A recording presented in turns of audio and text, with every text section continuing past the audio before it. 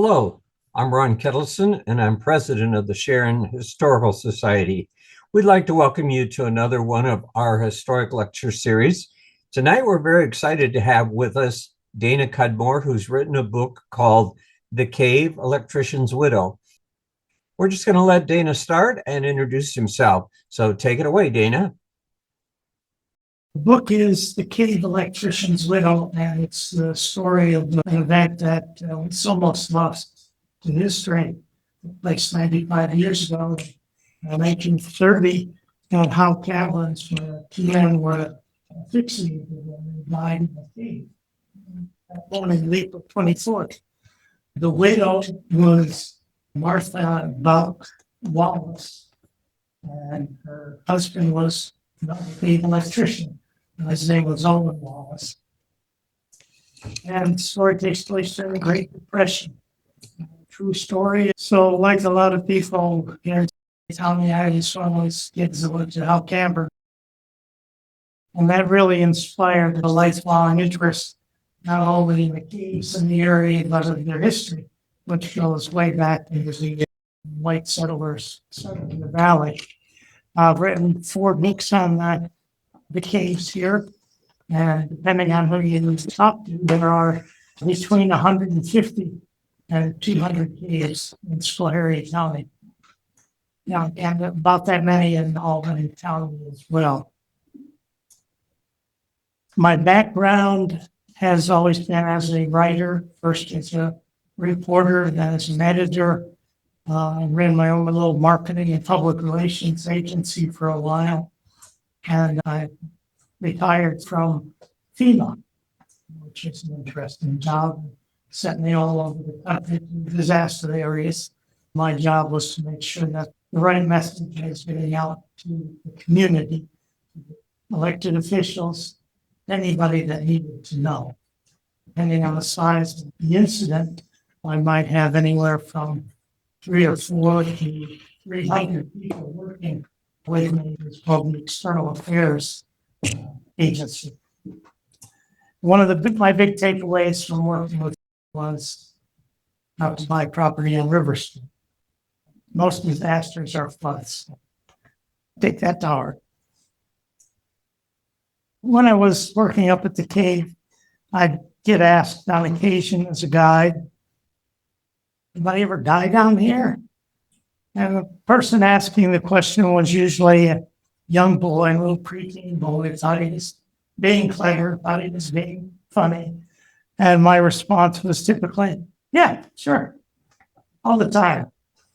I think he was really trying to cover up his own sense of insecurity. I didn't know at first. When I asked, I learned that 2 men did die in the cave back in 1930, followed an early morning blast at the Howe's Cave cement quarry at the other end of the cave. The book is part travel guide through the cave, part history, but it's also a courtroom drama. You read some of the testimony, and it leads you through what happened on April 24th, 1930. The widow, the cave electrician's widow, took the North American Cement Company. We'll get more into that as we go along. And as the program goes along, you'll see a lot of clues to the incident and what happened that day. First, we're going to take a look at the it's not a crime scene yet, but let's look at the particular incident. There are some clues here. On the right, you'll see what was originally known as the Blowing Rock. That's the entrance to Howe's Cave, the original entrance to the cave. Called the Blowing Rock because on hot days, cool air from the cave would blow out. The opposite takes place on cold days. And it was a very cold April 24th, 1930. So air was being drawn into the cave. The cave was warmer than it was outside. The photo right there is of the cave house. In 1930, it was the office and laboratory of the North American Cement Company. They were the people working the quarry then. The map in the background is from 1943. You might be able to make out an oval shape right around there. That's the outline of the quarry. If you've been in the Howe Cave, you look back and you see the big quarry walls there. When the quarry closed in 76, it was about 30 acres. And in this image, it's about 20. And in 1930, when the incident took place, it was about 6 acres. So you can picture that area being much smaller. The cave runs from the entrance in the quarry up to the upper left-hand corner. And that's the 1930s lodge at Howe Caverns. So you take the elevators to get down. From an aerial view, the cave is very straight. It's about 4,000 feet from one end to the other. Through a strange twist of historical fate, you can see the dividing line right about in the middle of it. To the left is property owned by Howe Caverns Incorporated, and to the right is property owned by the North American Cement Company. Now, when they were getting ready, Howe Caverns, ready to open to the public, the men who were cleaning up the cave, who were surveying where to find the elevators, where to plot the elevators, were getting the cave ready for the public again, they entered the cave through the old entrance. During that time, the quarry was doing what quarries do. That is, it was blasting limestone from the hillside and crushing it to make cement. Never any incidents during that period. There's a clue in this as well. This is how the stone was taken down in that time period, that era. It was well engineered.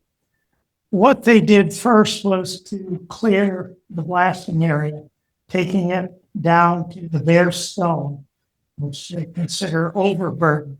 Overburden is the grass, the trees, the plants, whatever. So it scrapes down to just a flat rock surface. They cleaned the area. It's 150 feet long, it's about 50 feet wide, and 90 feet deep. Into that area, they drilled 2 rows of 10 holes, 90 feet deep. They also found one where they drilled and hit a pocket, an empty space. They didn't hit the floor. So they filled that with a bag of clay and stone to plug up that hole. Then they started loading dynamite into each of these holes. 2 different grades of limestone, depends on the type of how strong the dynamite they were going to use. And this was a nitroglycerin-based dynamite. When it was all said and done, they had loaded in, it was 7.5 tons of dynamite. And these had 20 holes. And the sticks of dynamite were about 18 inches long and about 4 inches in diameter.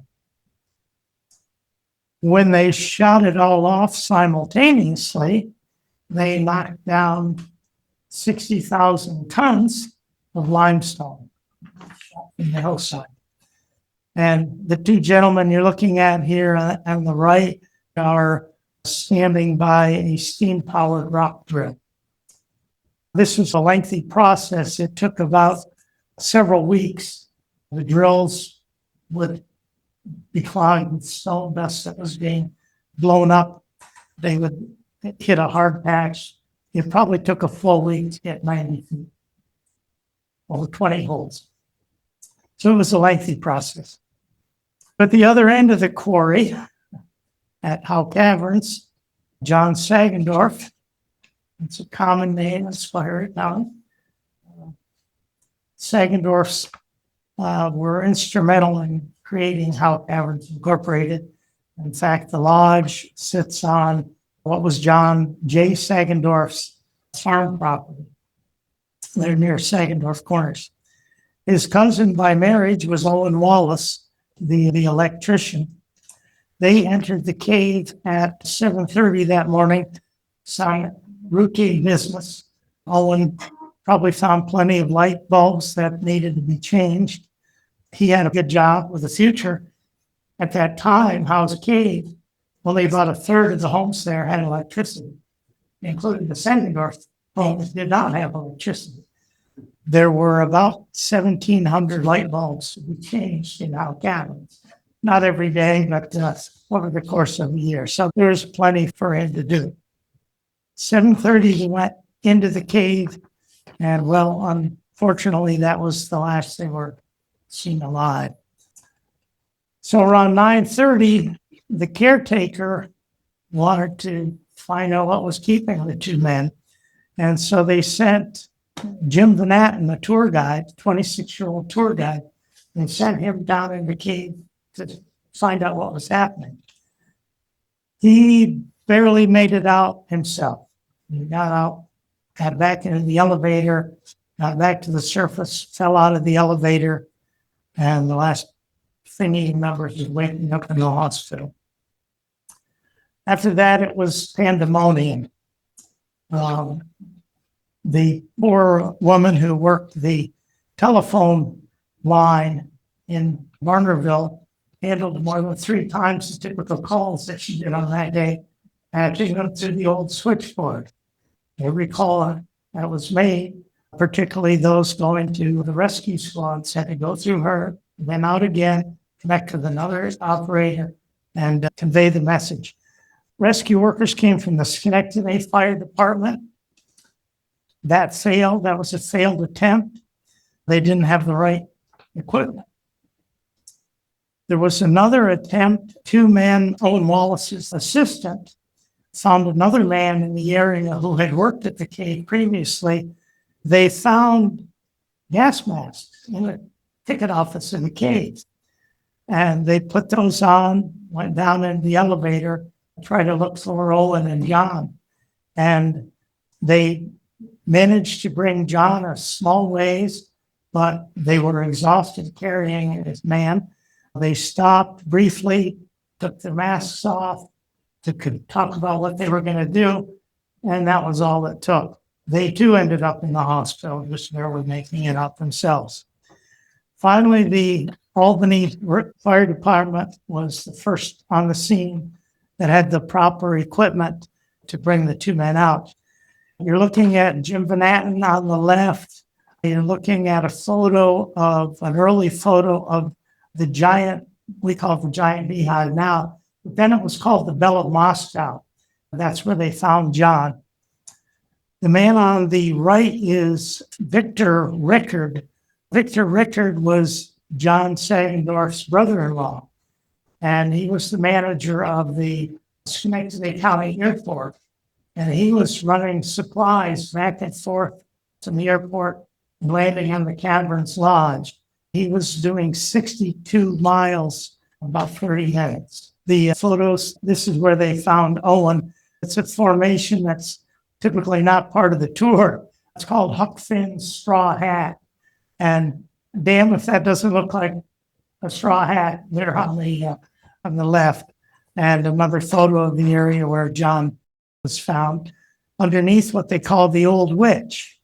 And to me, that's something right out of Stephen King, finding a man down on the pathway. About noon, John Sagendorf was brought up, and about an hour later, Owen Wallace was brought up.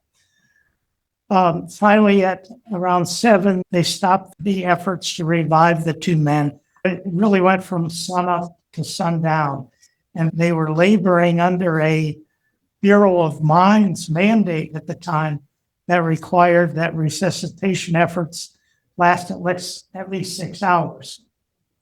And the men were dead when they brought them up. They continued.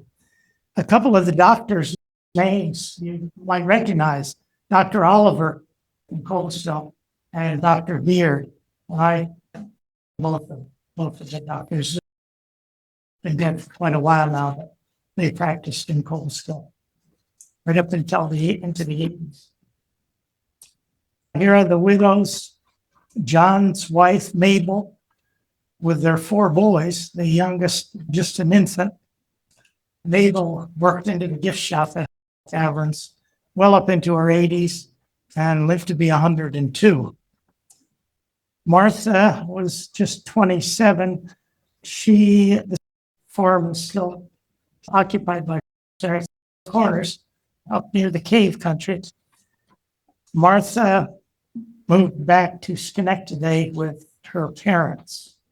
and when all this happened.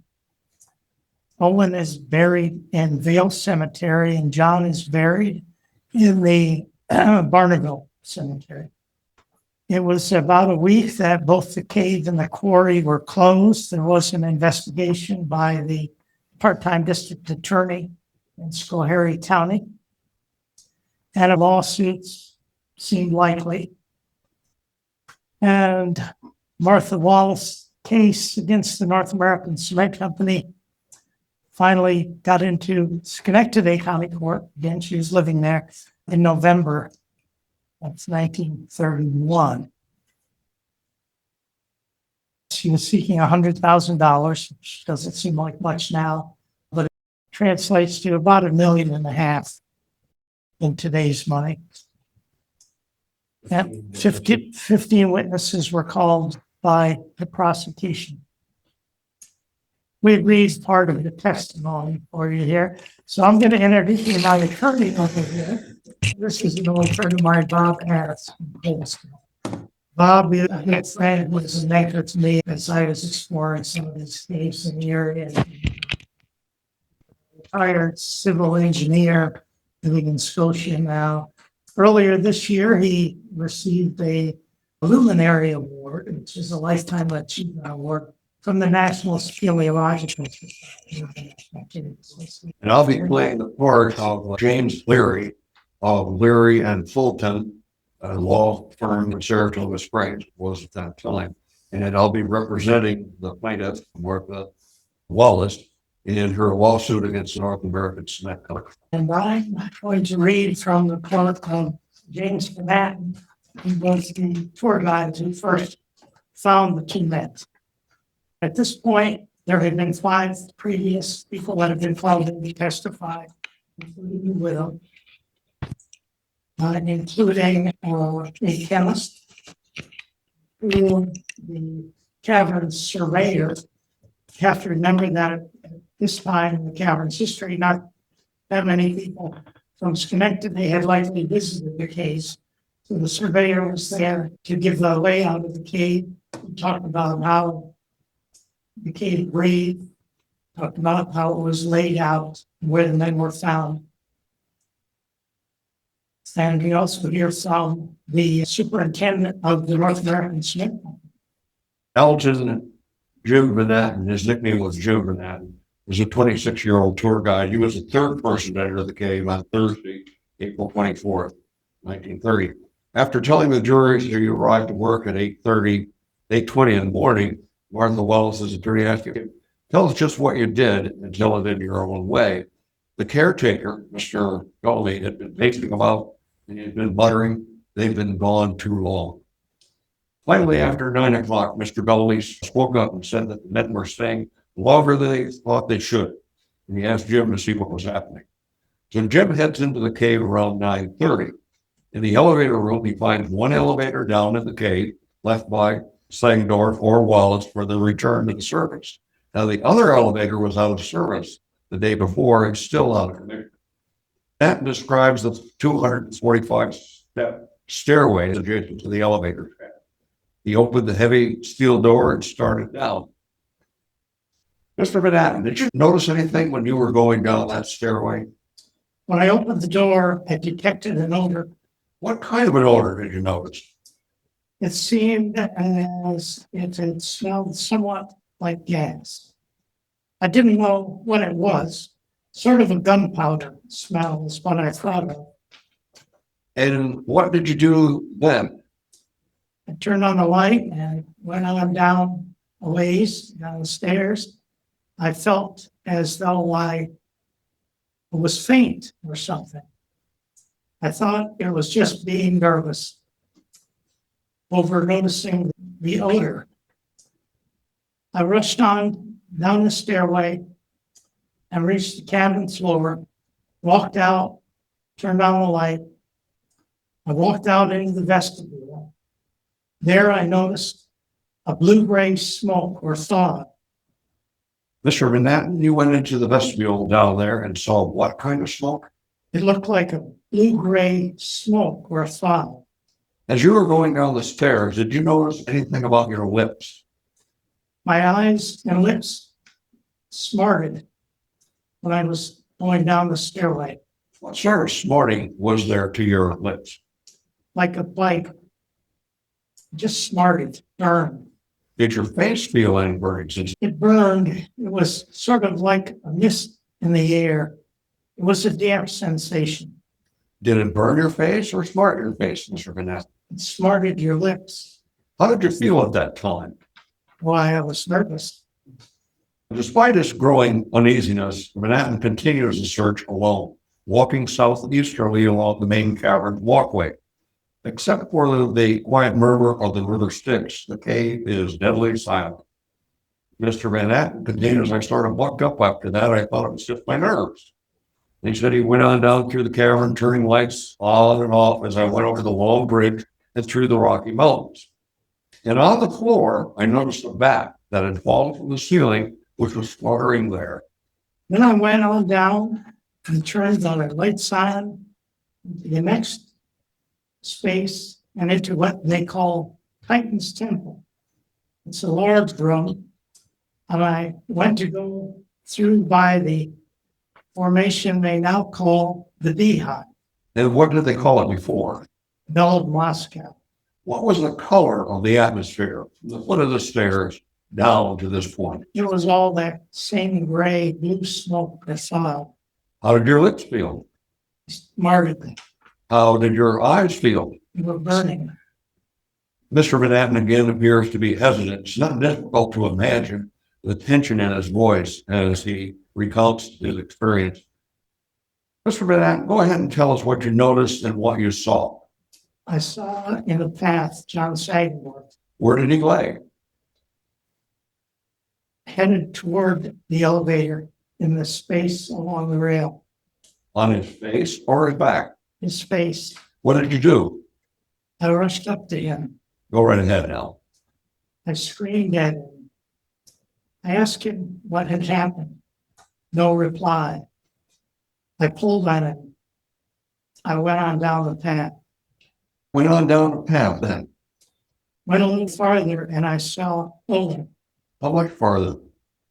maybe 50 feet or so, Where did he lay? on the floor. What did you do with him? I picked him up. He was very white. And then what? I started to carry him. Manhattan grew up on a farm and he was solidly built. Not like this. Although his fears were, he continues his attempt to help the men. The courthouse was likely quiet. Mr. Manhattan continues, I was walking along by the rail that is along the stream, and I looked at Owen's face. He was sick. He had a horrible look on his face, very drawn. I thought he was dead, and I dropped him on the railing. Mr. Manhattan, then what did you do? I went screaming back to John, And what did you do then? started to drag him, turned him over. Well, go ahead and tell us what happened. His eyes flew open. I screamed at him. Did he answer? I guess not. Well, then what, Mr. Manhattan? I fell down on the path next to him. What caused you to fall? I was feeling weak myself. Where did you start to get weak? I could see I was feeling all the time I was in there. When did it first affect you? What part, or where did it first affect you? What part of you? My breath was short. It's a choking sensation. My legs seemed as though they were shortened. It was as if you didn't have any legs, walking on stilts. Your legs were numb at the lower part, sort of paralyzed. Yes, Could you drag them? no. When you felt that, what did you do, Mr. Manhattan? I pulled my coat over my head to hide from John. Then what? When I came to, I couldn't look at him. I got up and started for air. Did you walk, or how did you get out of there, Mr. Manhattan? I walked some and crawled some. Did you get back to the elevator? Yes, And how did you get in the elevator? I crawled in. What did you do when you got up from the lodge? I remember getting the door open and starting to go out. And that is all I remember. And where did you next find yourself? in the hospital. Thank you, Mr. Van. That's all for now. You may be excused.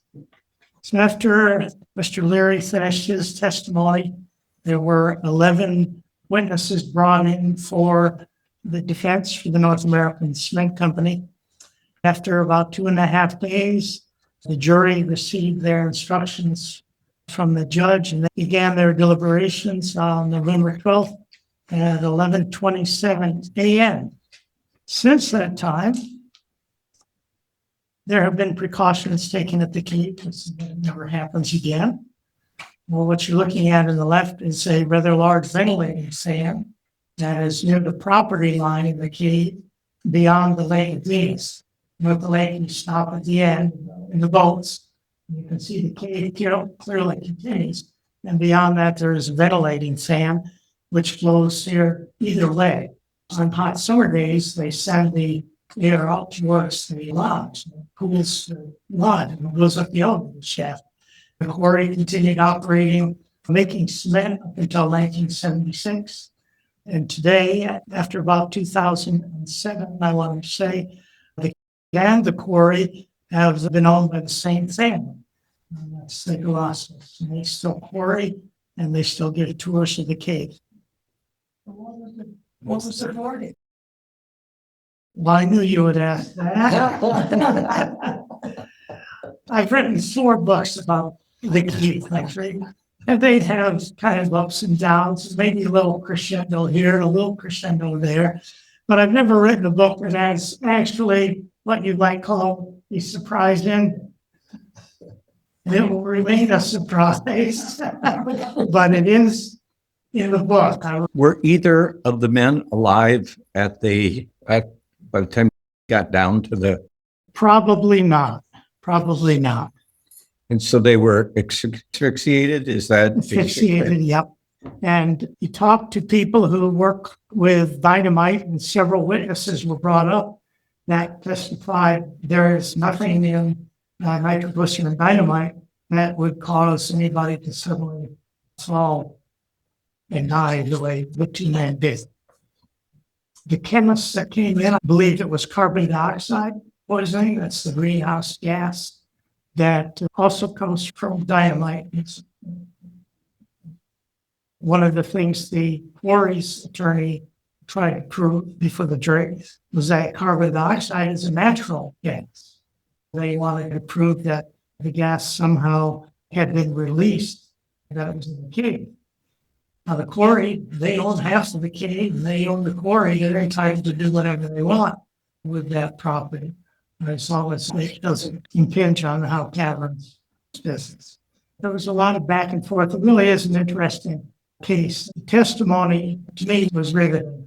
One of my favorite characters in it all was the dynamite made by DuPont. And they actually sent a man out to help with the engineering of the shot. And he was called the powder man. It's throwback to when dynamite was gunpowder. Of course, it was nitroglycerin, but the powder man testimony talked about how the shot was engineered, why they used this type of dynamite instead of another matched the different strengths, the different weights of the limestone in the quarry. There's 90 feet of it there. At the lower, it's heavier. In the middle, not so heavy. It's a heavy limestone at the top. They talked about how they found residue of nitrous in some of the water that was in the cave. Really kind of an interesting case. Yes. I don't know if you know the answer to this. 3 people that were in the hospital, did it have any effect on their life? Jim Van Atten, Bob knew Jim Van Atten. He always said that he had a twitch in his face. So he attributed that to the exposure to the fumes. The 2 other men we don't know about, they were all in the hospital for about a week. Of course, that was in 1930. You know, today, you're in the hospital a few hours. They send you home after major surgery. Yeah. Yes, anybody else? I got a question. So what did the gas come from? Did it come from the dynamite? It probably did. The fumes, it was a nitrous gas that they found traces of, and that was coming from the Is the cave and the quarry connected? Is there a pass through? Yes, yes. You don't want to take it. There'd probably be some trespassing charges involved, but yes, you can go from Howe Caverns out to the center of the House Cave quarry. Now, part of the cave, about 300 feet of it, was destroyed starting in about 1910. So when you go through Howe Caverns and come out in the quarry, you're not coming out at that natural entrance by the cave house. But in 1930, the cave was still full. Do you know if the quarry operation is to what extent is it operating? Now they're full-time. It's the Cobleskill Stone Products Quarry. I understand they blast a couple times a month. Blasting has gotten a lot more sophisticated, and they do not blast in such large amounts. In 1930, they used 7.5 tons of dynamite. They don't even use half that much now, and it's a different form of explosive, ammonia-based, where it took nearly a week to drill 90 feet with an old steam drill. Today, they drill 90 feet in about 17 minutes. Yeah. I asked that question, really something. Other widow, Mrs. Sagamore, Yes. did she ever bring suit against North American Cement Company? She probably did, and they probably settled out of court.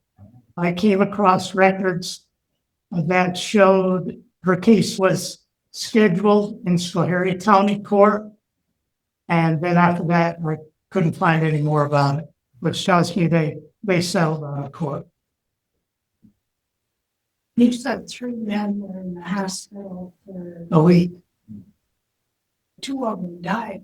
Well, there was another rescue attack after Mr. Van Atten went down. 2 other men that went down. There were 3 rescue attacks that day. Jim Van Atten went down first just to see where the men were. Then 2 other employees went in the cave with gas masks that weren't suitable. And the Schenectady Fire Department went down. The 2 men that went down with gas masks, those are the other 2 that ended up in the hospital. Then the county fire department went down. Finally, the Albany County Fire Department was able to pay them off. Now, when they did the blasting in the quarry today, is there any concern with Howe Caverns that, I mean, did they still have operation while they're? Yeah. And it doesn't affect anything? Do they even feel it or? Bob, have you heard anything? I haven't. What you think they would feel it? Yeah. Let's say from some personal experience, you would feel